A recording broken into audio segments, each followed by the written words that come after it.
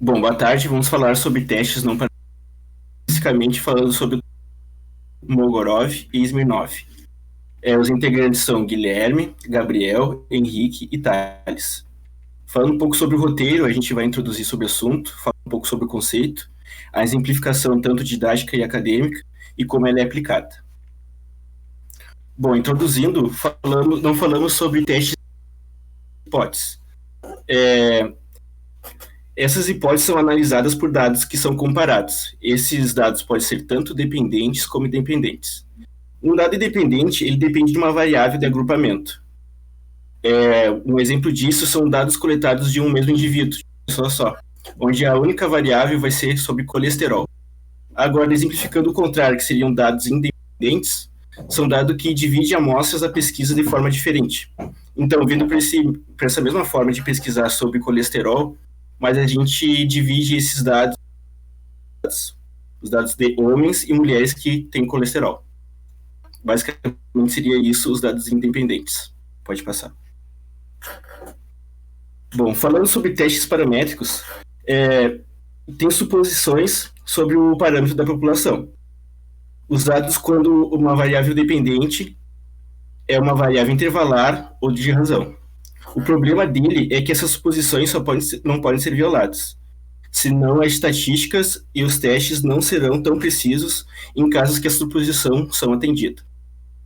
Nos testes não paramétricos, não há suposições rígidas sobre a distribuição da população. Os resultados estatísticos são originários de suas ordenações.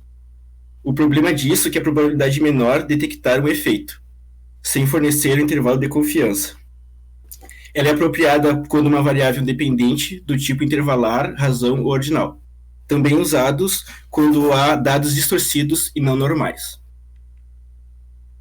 Eu vou falar um pouco sobre o conceito. O teste de Kolmogorov-Smirnov é um teste não paramétrico de bondade de ajuste sobre igualdade de distribuição de probabilidade contínuas unidimensionais, podendo ser o teste uniamostral, usado para comparar uma amostra com uma distribuição de probabilidade, um teste biamostral, onde ele compara duas amostras uma com a outra, sendo esse um dos métodos mais difundidos e utilizado na comparação de amostras, e ele também pode ser utilizado na avaliação de hipóteses, sendo o H0 os dados seguem uma distribuição normal, e o H1 os dados não seguem uma distribuição normal.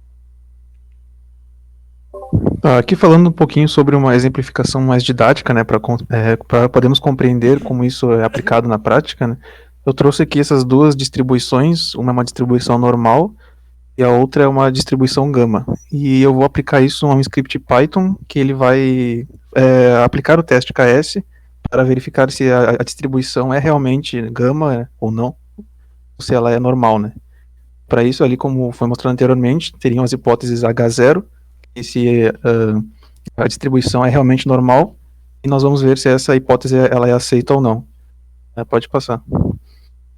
Essa é basicamente uma função que ela tem aquela tabela dos valores críticos, né, de Kolmogorov, e ela recebe o tamanho da amostra, e se ela for menor ou igual a 40, ela pega o valor ali pertencente àquela tabela pelo índice e retorna o valor crítico, senão ela calcula aquela aproximação, que é igual a 1.36 dividido pela raiz quadrada do tamanho da amostra.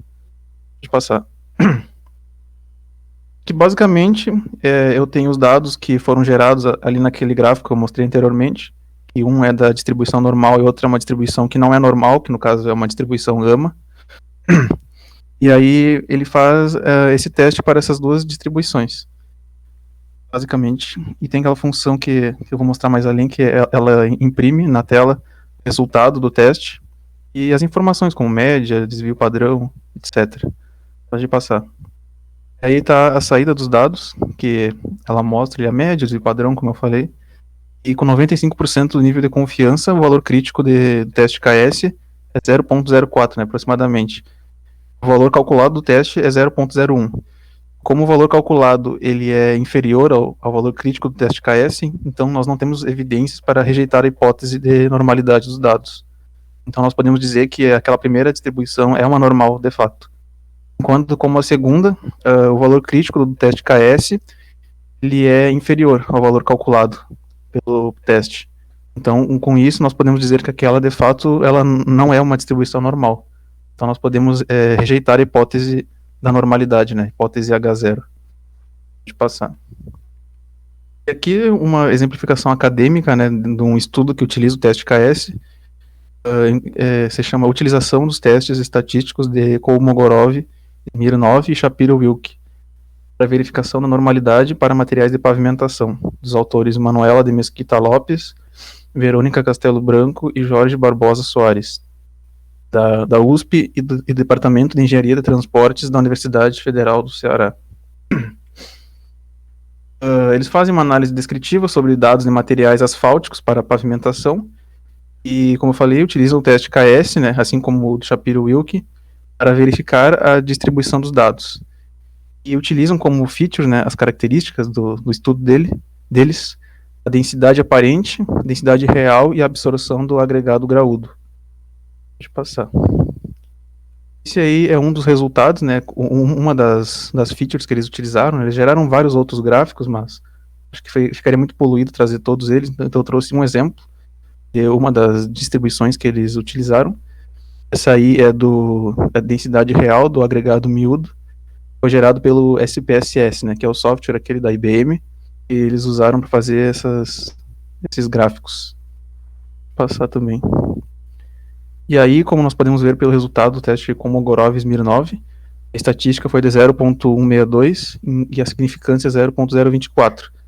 E conclui-se que para os dois testes, né, tanto o KS quanto o Shapiro-Wilk, deve-se rejeitar a hipótese de normalidade H0, pois o sig obtido é menor do que 0,05. Tá. E aí é o link do artigo. A gente pode deixar na descrição do vídeo do YouTube depois. Certo. Tá, então eu vou aplicar esse teste KS. No caso aqui seria um exemplo para fazer essa aplicação. Então a distribuição dessas notas é uma distribuição normal, sabendo que a média é 4,1 e o desvio padrão é 1,5. A gente está falando dessa distribuição aqui. Aí aqui tem as categorias, a frequência relativa e frequência acumulada. Isso aqui a gente já aprendeu na aula, então vamos passar para o próximo. Aqui eu fiz uns passos para como aplicar esse teste. Então a primeira coisa que a gente tem que fazer é especificar a distribuição teórica, no caso a distribuição acumulada teórica, determinar os desvios, KI, que o KI depois eu vou mostrar como é que calcula esses desvios, que vai ser AI menos OI. O que é isso aqui?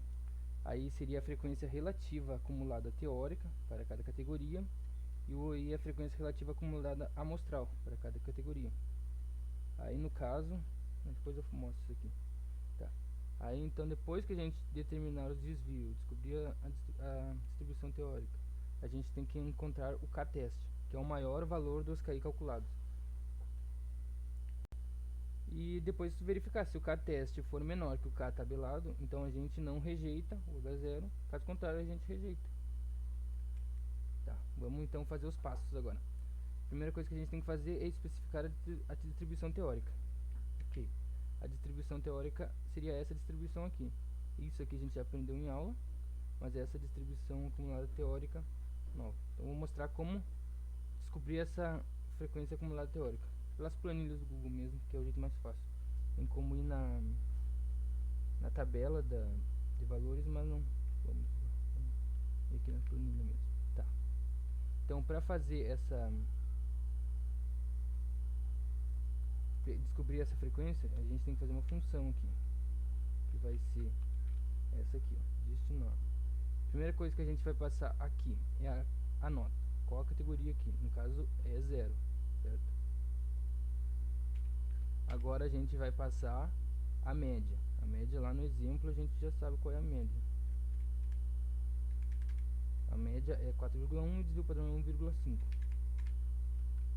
Vamos lá. Então, a média é 4,1, o desvio padrão depois 1,5. Então a gente vai passar para o parâmetro. A categoria, a média, o desvio padrão, e aqui a gente passa o verdadeiro, para ele retornar qual é essa frequência acumulada teórica. Opa. Aí no caso veio todos os números, mas aí eu formatei. Então aqui a gente tem a frequência acumulada teórica. A gente teria que fazer para todas as categorias. Aí aqui a gente tem observado. Opa. No caso, isso aqui é observado. Tá. Aí depois que a gente tem as teóricas, qual é o próximo passo? Seria calcular os desvios, certo? Vamos voltar ali. Ó, determinar os desvios. KI, que é igual a AI menos AI. Então vamos ali de novo. Então aqui é os desvios. Eu já até calculei os desvios. Mas o que seria esse desvio? Seria essa frequência acumulada teórica menos a frequência acumulada observada, que é a amostral. Aí a gente vai subtrair isso por isso e vai pegar o desvio, que é o KI. Então a gente vai fazer isso para todas as categorias. No final a gente vai ter o K-test, que é o maior desses valores aqui. Então o maior desses valores é este aqui. A gente já tem o valor do K-test. Agora então o que a gente tem que fazer é descobrir o K tabelado. Ok, vamos lá. Ó, aqui o desvio. Agora aqui nós temos que ver a tabela de valores críticos. Aí, aqui não dá pra ver direito porque ficou muito grande, mas então aqui a gente tem o de significância, o alfa. Aí como o nosso N é 61, esqueci de mostrar aqui, ó, o nosso número de alunos aqui que tem a soma dessas frequências é 61. Então é o número da nossa, o N da nossa amostra. Vamos lá. Então a gente tem que descobrir o 61. Aqui a gente tem até o N40. Aqui é o final, tá meio cortado, mas esse é o final. Então a gente tem que descobrir qual é o nosso N61. Aí a gente vai fazer esse cálculo aqui, ó, alfa de 0,05, esse nível de significância aqui. Aí a gente vai fazer 1,36 dividido pela raiz quadrada de 61, que é o nosso N, que vai dar esse resultado aqui. Então, aplicando essa aqui, esse cálculo, a gente vai ter esse aqui. Então a gente tem o K-test e o K tabelado. Aí a gente vai descobrir se o K-test é menor que o K tabelado, então a gente não rejeita o H0. Caso contrário, a gente rejeita. Então, quer dizer que, conclusão, quer dizer que esse exemplo aqui não é uma distribuição normal. O teste não passou. Então, concluindo, não é uma distribuição normal. Então era isso mesmo.